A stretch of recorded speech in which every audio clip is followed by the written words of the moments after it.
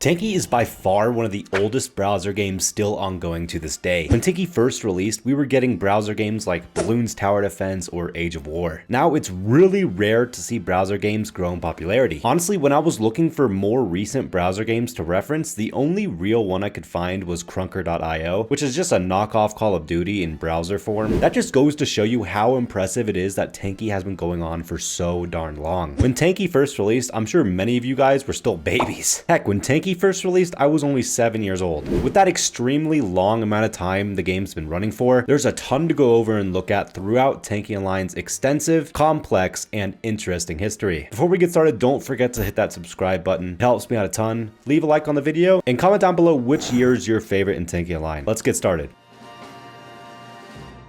In late 2008, an early version of Tanki Online simply called Tanks was created to demonstrate the new engine that Alternativa Games created. There was this goofy 2D looking tank game back in the late 90s made by the creators of Alternativa Games, but it doesn't really have much to do with the actual creation of Tanki Online. It was more so just a side project for the creators of Alternativa Games. The first Tanks version looked a lot like the normal browser games during the time. You can tell just by looking at the garage from 2008. There was also only one map, and it was the original tribute map that's still in the game today. Now, the official closed beta testing for Tanki Online began in early summer of 2009. Immediately in Tanki's first year, they received an award for the best game without a publisher, which just shows you how much potential this game had prior to its release. The open beta testing ended around a month after the game's initial testing, and the game finally released in the summer of 2009. The first year of Tanki was a mess. There was an insane amount of bugs, and the progression was very difficult due to very low amounts of XP you earned. The game was also a bit more difficult back then because you could choose between multiple engines and your tank would deteriorate over time. You would constantly have to spend crystals to repair your tank, but luckily this aspect was scrapped pretty fast. The game only launched with 4 turrets: Smokey, Firebird, Twins, and Railgun,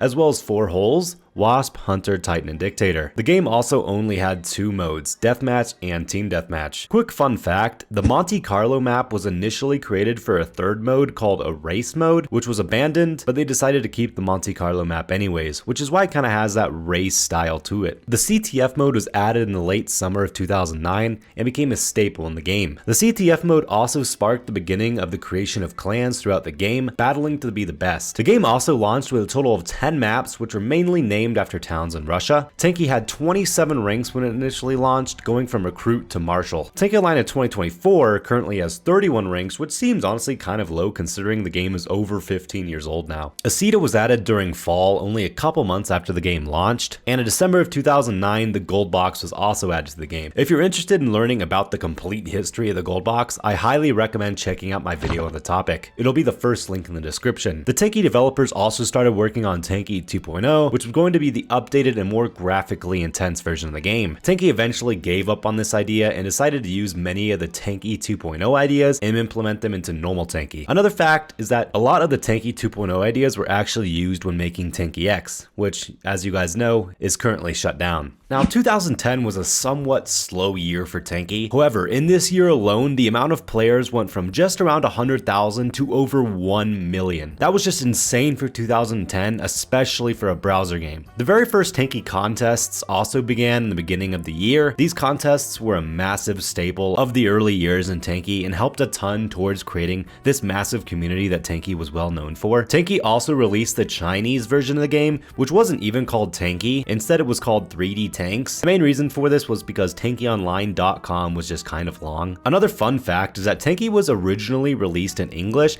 and was only later released in Russian. Tanki also saw the addition of 3 new turrets and holes. The turrets added were Thunder, Freeze, and Ricochet, and the holes added were Viking, Hornet, and Mammoth. Honestly, when you compare these turrets and holes to the already existing ones in the game, it's very clear to see how Tanki was creating basically an upgraded version of the initial holes and turrets. You could also obtain everything in the game at the 2nd Lieutenant rank, which is only the 17th out of 27 total ranks. I mean, yeah, it was already very difficult to progress in the game, but for players who reached 2nd Lieutenant, they didn't really have any reason to grind out and level up from there. September also marked the very first event with a sale. This sale was 25% and was insane for the time. Tanker's Day today typically gets a 50% sale, but 25% for the time when it was already so difficult to get crystals was just massive. Tanki also got top 10 in the Runet prize, which was honestly a great accomplishment for a browser game in its first few years. In December, Tanki had its first Christmas/New Year's event, which every single person looked forward to throughout the years of Tanki. This year was honestly though surprisingly slower in terms of progression than future years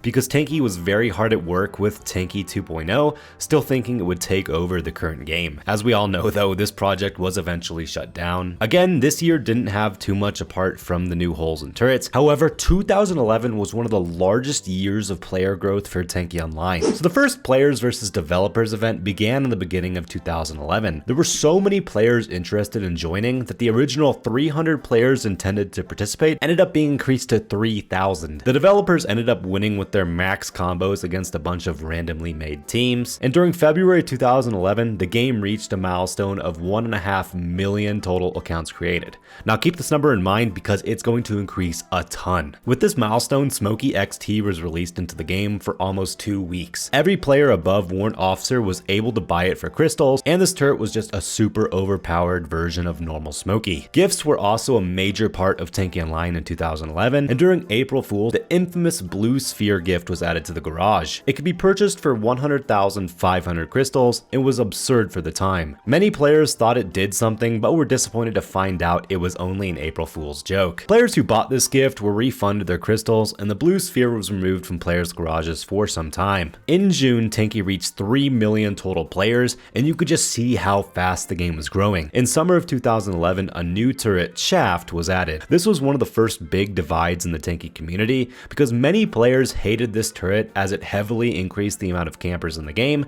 but other players loved it as it added a fun new playstyle to the game. Shaft also received a ton of changes in its first few months, being one of the most heavily changed turrets in terms of balance changes. Only a few months after Tanki reached 3 million players, it doubled its player base and hit 6 million players. You just didn't see this type of growth anywhere at the time. In May, Tanki 2.0 was still in full swing and had multiple tests to help polish the game. Fall of 2011 saw the first Tanki tournament called the League of Clans Tournament. Tournaments have become a staple in Tanki Online, and this first one was massive. In November, Tanki placed 9th in the Runet prize, which was comparable to the year prior, showing the game was staying consistently good. You of course had the traditional Christmas New Year's event at the end of the year, and this is where the massive change started to come. To say 2012 was a big year for Tanki would be an understatement. This year had some of the largest changes in Tanki history. However, it would be wrong to say the game didn't have its flaws in the beginning. Cheating was a major issue in the game and got even worse in 2012 with the large amount of players that came to the game. Tanki had to do something fast and implemented a new anti-cheat that helped the game's stability. In March of 2012, Tanki 2.0 was officially cancelled. The cancellation of Tanki 2.0 meant a lot of ideas for that game could be implemented into normal Tanki. A big implementation was the addition of hardware acceleration. This allowed for computers to use their graphics cards to run the game, allowing for a ton of players to get much better game performance. During April Fool's, a new mysterious green triangle was added to players' garages. It was 20 crystals, and in the end of the event, all players who purchased it were given 10 repair kits. There was also another players versus developers event held during Cosmonauts Day, and the players ended up winning this time. There was another unique event during May Days where you could purchase a balloon gift in the garage for 15 crystals, and the player who bought the most balloons won a brand new phone. Tanki also celebrated their 4th birthday during this year, and players could catch football gold boxes to celebrate the ongoing European Soccer Championship. The summer of 2012 saw a ton of improvements to the game. There were reworked maps, the limitations to XP gain per rank was removed, and you could buy XP in the garage. At the end of the summer, Tanki created the wiki page, which became a massive staple of the game. On September 6, 2012, Tanki had what was probably the biggest update at the time. The infamous 1.100 update added the control points mode and had the largest graphical update in Tanki history. During the time of the update, Tanki also reached 15 million total accounts created. Tanki also updated their engine in fall of 2012, added multiple new languages to the game, and added dynamic shadows, which changed how the game looked tremendously. I did tell you this was Tanki's largest year in terms of changes and additions, however, we're not even done yet. In December of 2012, the game underwent a massive rebalance, adding added 3 new ranks to the game: Field Marshal, Commander, and Generalissimo, changed rank limits, and adjusted the price of all turrets, hulls, and paints. This change was so large that Tanki refunded every item for every single player. Players would then have to spend their crystals on new combos and paints. Many players disliked this rebalance at the time, but would go on to be one of the best changes made for the game. During the normal Christmas and New Year's event, the first ever version of the mini quest, The Game, was introduced. This would have players diving throughout the wiki and game to figure out complex questions each day. Now that was a ton of information for 2012. We had a massive rebalance, new graphics, tons of fun events, and overall, many players would call this their favorite year. This was also the year I first started playing a lot. 2013 was another big year for Tanki. At the beginning of the year, the game yet again moved to another platform, allowing for larger servers, less loading time, and better performance for the players. In February, everything related to earning crystals was multiplied by 10. Tanki noticed that many players would be ranking much faster than they were able to keep up with in terms of their equipment. In spring of 2013, the Dust graphical option was added, and you could now filter through pro battles to find games more easily. Product kits were also added during this time, allowing players to purchase high-tier equipment for crystals in the garage. Moon Silence was also added in 2013 to celebrate Cosmonautics Day. Unfortunately, Tanki had to remove the map not too long after due to the anti-cheat not working in this map. However, this did create one of the best events in Tanki history, Farewell to Moon Silence. In the summer of 2013, the Friends system was added to Tanki. We also got the very first vlog, which became one of the best ways for players to gain new information on Tanki. So remember how Tanki got top 10 twice in the Runet prize? Well, Tanki finally won the Runet prize in November of 2013, making it the best game of the year in Russia. In December of 2013, the game completely reworked the physics, making controlling the tank much easier, and jump-started the growth of many parkour clubs throughout the game. Micro upgrades were also added in December of 2013. Initially, micro upgrades were separated into multiple parts. Some micro upgrades would increase your speed, and others would increase your health of the whole. Ranking up also got the attention it finally deserved. There was finally an animation added when ranking up, and you could earn crystals for each rank up, which massively motivated players to grind out and rank up faster. This year was yet another massive year of growth for Tanki. It's clear to see why the game was so good and popular at the time. The year of 2014 started off strong with the game contest in January. Towards the end of January, Tanki reworked almost every single map in the game, adding extra portions to some of the maps while drastically changing others. The map Madness was drastically changed and turned into one of the most loved maps in the game. Tanki also added the option to change equipment in the game, which was super helpful for reducing the amount of players leaving mid-battles. In April, the Brazil version of Tanki was added, and with this version, a new map called Rio was created. This map was drastically different than most of the maps already in the game and became one of the most popular maps in Tanki history. There was also an event in which teams had to reach the top of the skyscraper in the Rio map, and the first team would win 1 million crystals, which was a ton back then. In April, Tanki teamed up with StarLadder, a cybersports platform, to start adding monetary prizes to Tanki tournaments. This would lead to a massive growth in the Tanki esports community. Nothing too big happened in summer of 2014, apart from the typical birthday celebrations. In fall, the supply system was completely reworked. Supplies were given a smart cooldown rather than before where you could just have all your supplies activated at once, and with this update, Tanki doubled the supplies of every single player in the game. Around the same time, crystal boxes were removed in order to deal with the farming problem where many players would sit near crystal box drops instead of playing the game. Drop zones were also added shortly after for gold boxes and supplies. In winter, Tanki won the Runet prize once again, claiming its place as the best game in Russia. In December, multiple maps were given the night theme, and Hammer was introduced into the game. During the Christmas/New Year's event, tankers had the option to rent Hornet and Railgun XT for the event, giving us the first iteration of different skins in the game and the XT skin series. The entire first half of 2015 was dedicated towards the rebalancing of Tanki. All the heavy hulls had their health increased,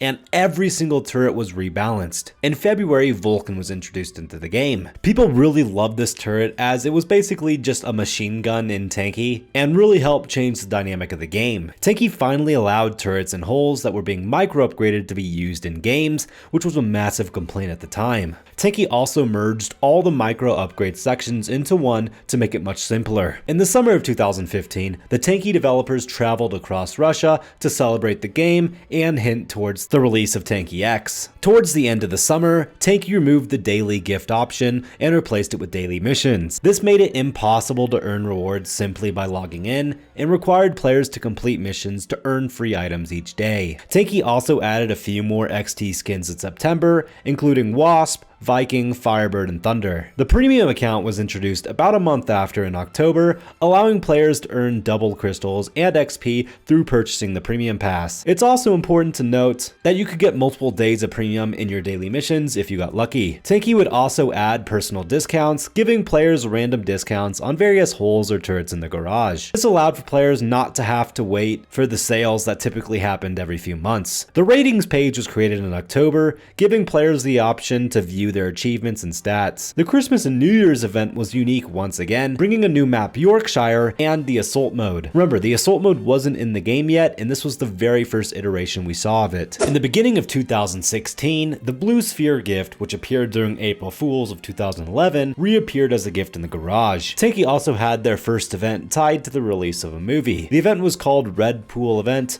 and it was timed around the release of Deadpool in 2016. There was also a brand new red suit paint in the garage that could be purchased during the event. This year also saw the addition of the April Fool's Mega Gold, which would give you premium, crystals, or straight up just kill you, which is like the worst reward you could ever get. Around Tanki's birthday, one of the largest Tanki events called Football Frenzy occurred. Players would purchase the paint of a country they wanted to win in the World Cup. In July, the separations of paints and protections finally took place. This was a massive change, as paints were directly tied to which protections you had equipped. In the long run, this was probably a good idea, but many players still disliked the change. In September, Tanki finally made a way for players to download the client to their computer rather than having to use their browser to access the game. In fall of 2016, alterations were introduced. These alterations were purchasable via crystals in the garage and would slightly alter how the turret worked. The key word here is slightly, because alterations today are nothing like how they were when they were first introduced. In October, the quick battles option was added, allowing Tanki to slowly move away from pro battles. I personally hate this change, as pro battles were such a big part of Tanki's identity. In November of 2016, the Legend rank was introduced and is the final rank to ever be added into Tanki. The Masters of Parkour contest was also held during November 2016. Now honestly, if I decided to go in depth for every single event in Tanki's history, the video would be multiple hours long, and for time's sake and simplicity, I might have missed some events in this video. If you want me to go over more of the events in another video, let me know in the comments down below. Tanki also added the Pro Battle Pass during this time, where players had to purchase the Pro Battle Pass to play in Pro Battles. This was another push to get players to use the Quick Battle option rather than Pro Battles. During the New Year's/Christmas event in 2016, the Striker turret was added. Honestly, this was another huge year for Tanki's growth, and honestly, it looked like the game could only have gone up. So the first update of 2017 focused on the balancing of Striker, which had been added in the year prior. In the end of January, the new clan system was added. This allowed players to have a clan tag in their name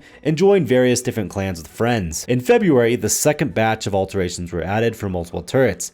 Again, these alterations only slightly alter the turret and were not overpowered at all, unlike what we have now. Tanki was also added to Steam in March, which helped share the game with non-browser gamers. Magnum was also added in the game in early 2017 and is still probably one of the most hated turrets in the game. This turret ruined many maps such as Noise due to its massive vertical damage capabilities. Once this turret was added, people rarely played Noise anymore. In April, the Moon Silence map and low gravity mode came to the game for good. This sparked a ton of new parkour montage videos in the community. In July, a new game mechanic called overdrive was added. With this overdrive, you would get all your supplies instantly. Many players loved this change because it was relatively balanced and didn't offer too much in terms of overpowered capabilities. 2017 was also the year animated paint started being added to the game.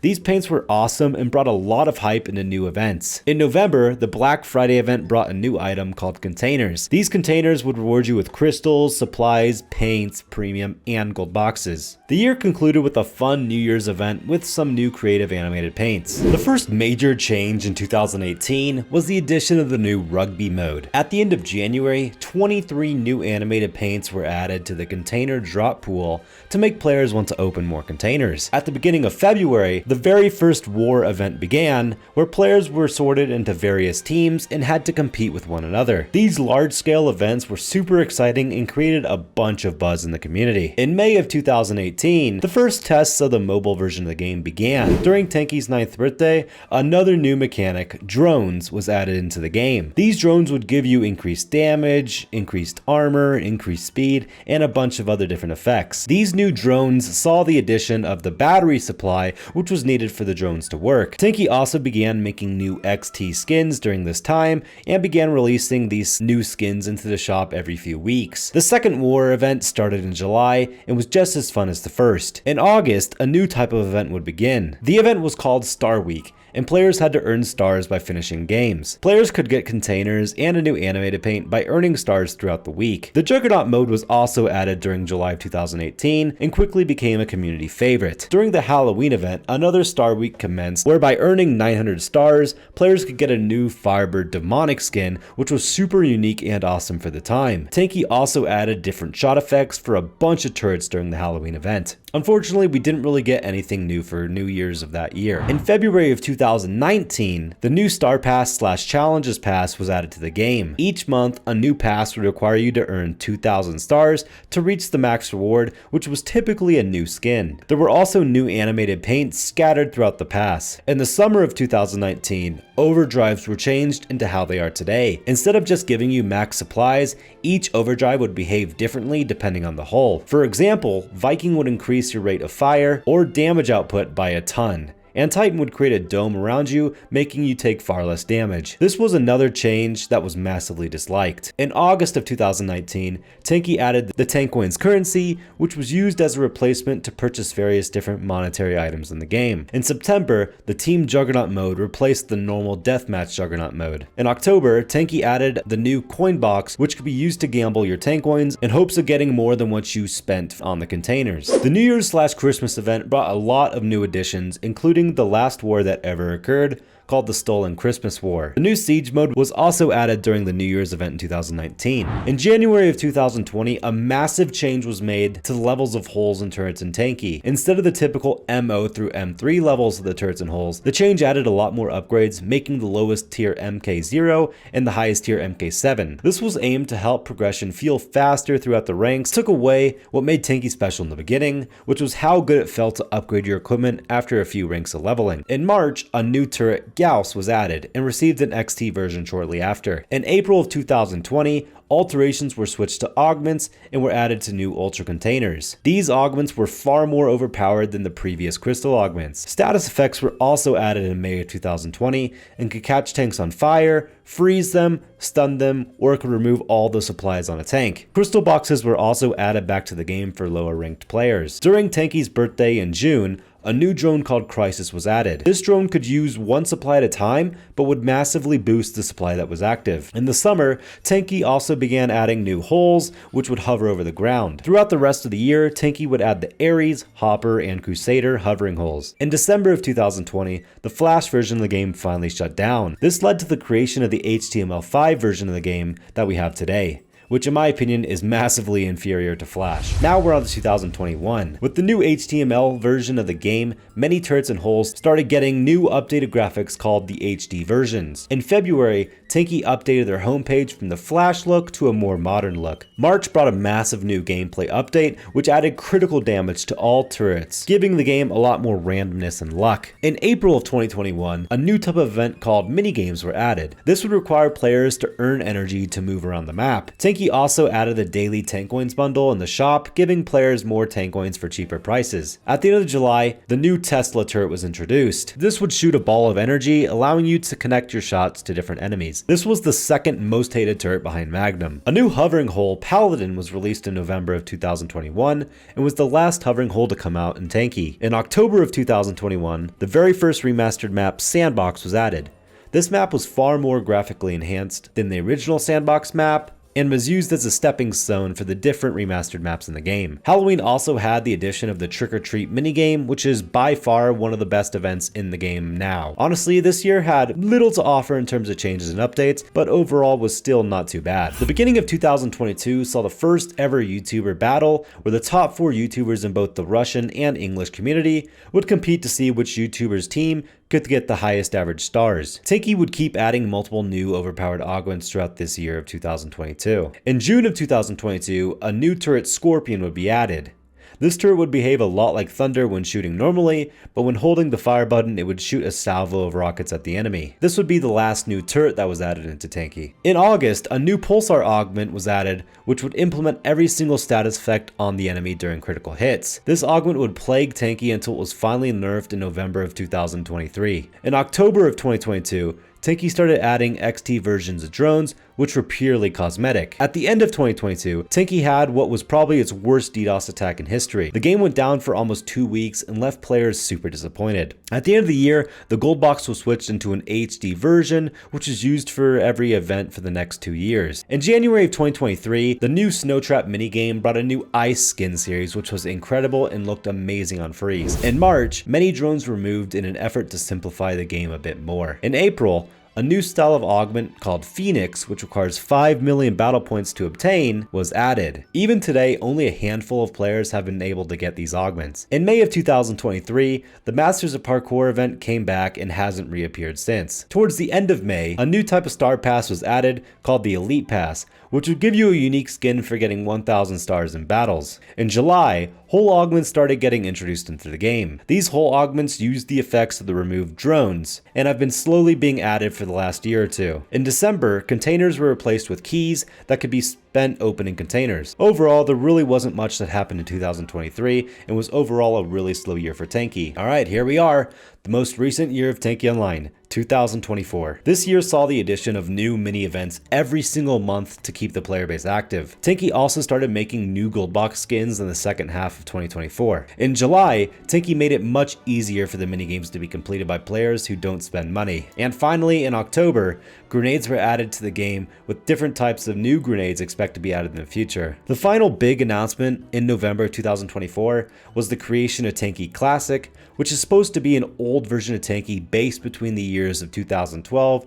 to 2018. This should hopefully be super fun, and I am personally excited for it. Overall, you can really see the massive decrease in meaningful updates after the year 2020. The game started massively focusing on new augments and started moving towards a new modern version of the game, which can be argued is a bad thing. Let me know what you guys noticed about the different years in Tanki. This video was meant just to be the history of the game, so I don't want to delve too far into my opinions on the different years. I hope you all enjoyed this long video on the complete history of the game. If you do still play the game, don't forget to use critics like Taspens. A like would be greatly appreciated. Take care, everybody.